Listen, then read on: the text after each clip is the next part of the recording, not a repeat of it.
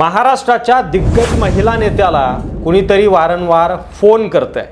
रात्रीच्या 1 वाजता, दुपारच्या 2 वाजता, सकाळी 5 वाजता वेळापत्रकाची तमा न बाळगता पाठवले जात आहेत मेसेजेस, आणि तेही अश्लील।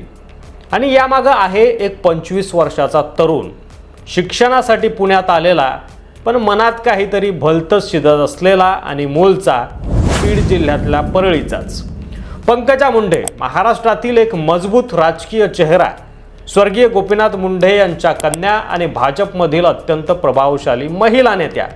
सामाजिक कार्यापासून ते राजकारणापर्यंत त्यांचा प्रवास अनेकांसाठी प्रेरणादायी राहिला आहे। पण अशा कणखर नेत्यासमोर एक नवीन आणि वेगळं संकट उभं राहत आहे, आणि ते म्हणजे सायबर छळाचं। काही दिवसांपूर्वी पंकजा मुंडे यांना अनोळखी नंबरवरून वारंवार फोन येऊ लागले। सुरुवातीला त्यांनी दुर्लक्ष केलं, पण नंतर जेव्हा त्या फोनवरून येणारे मेसेज वाचले गेले तेव्हा धक्काच बसला। अत्यंत अश्लील आणि आक्षेपार्ह भाषा वापरून सतत पंकजा मुंडेंना त्रास दिला जात होता। हे सगळं सुरू होतं, पण कुणालाही कल्पना नव्हती की हे थांबणार कधी। मग कंटाळून, त्रासून अखेर तक्रार केली गेली।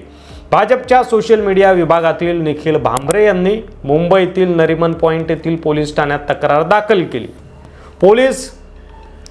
सायबर पोलीस तातडीने कामाला लागले। फोन नंबर ट्रेस करण्यात आला, लोकेशन शोधण्यात आलं, आणि एक नाव समोर आलं। ते होतं अमोल काळे।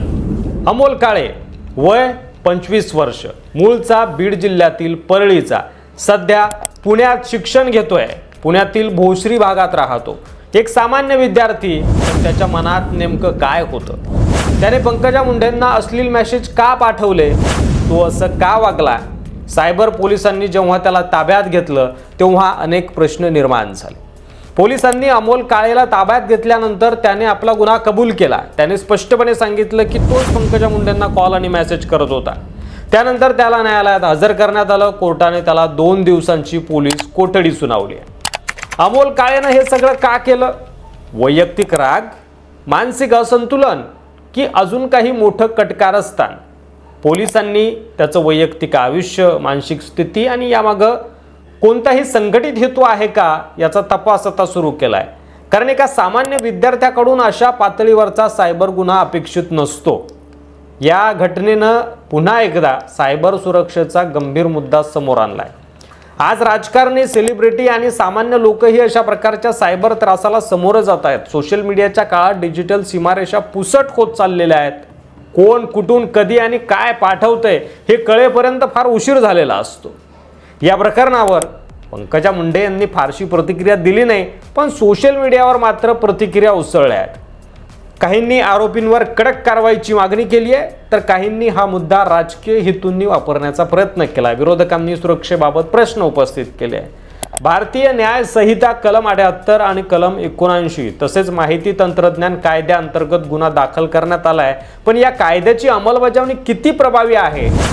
अशा प्रकारच्या गुन्ह्यांसाठी कडक शिक्षा हवी की मानसिक आरोग्य तपासणीचीही आवश्यकता आहे, असे अनेक प्रश्न आहेत। आता तपासाचा पुढचा टप्पा महत्त्वाचा आहे। पोलीस अमोल काळेचा mobile, social media accounts, emails आणि कॉल हिस्ट्री तपासत आहेत।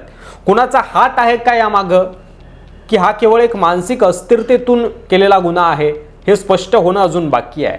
ही घटना केवळ एका नेत्यावर झालेला हा हल्ला नाही आहे। सायबर हल्ला ही एक जागरूकतेची घंटा आहे असं म्हणावं लागेल सर्वांसाठी।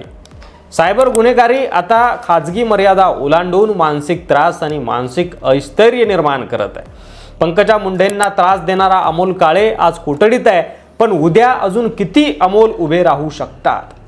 तुमच्या आजूबाजूला जर कुणालाही अशा प्रकारचा त्रास होत असेल तर गप्प बसू नका, तक्रार नोंदवा। कायदा आहे, पण तो वापरल्यावरच प्रभावी ठरतो। तुम्हाला काय वाटतं या सगळ्या विषयावर? तुमचं मत कमेंट बॉक्समध्ये लिहायला विसरू नका। व्हिडिओ जर आवडला असेल तर जास्तीत जास्त शेअर करा, आणि मराठी मंडळीवर नवीन असाल, अद्याप सबस्क्राईब केलं नसेल तर अशाच व्हिडिओसाठी सबस्क्राईब नक्की करा। पुन्हा भेटू पुढच्या व्हिडिओमध्ये, तोपर्यंत रजा घेतो। धन्यवाद। जय महाराष्ट्र।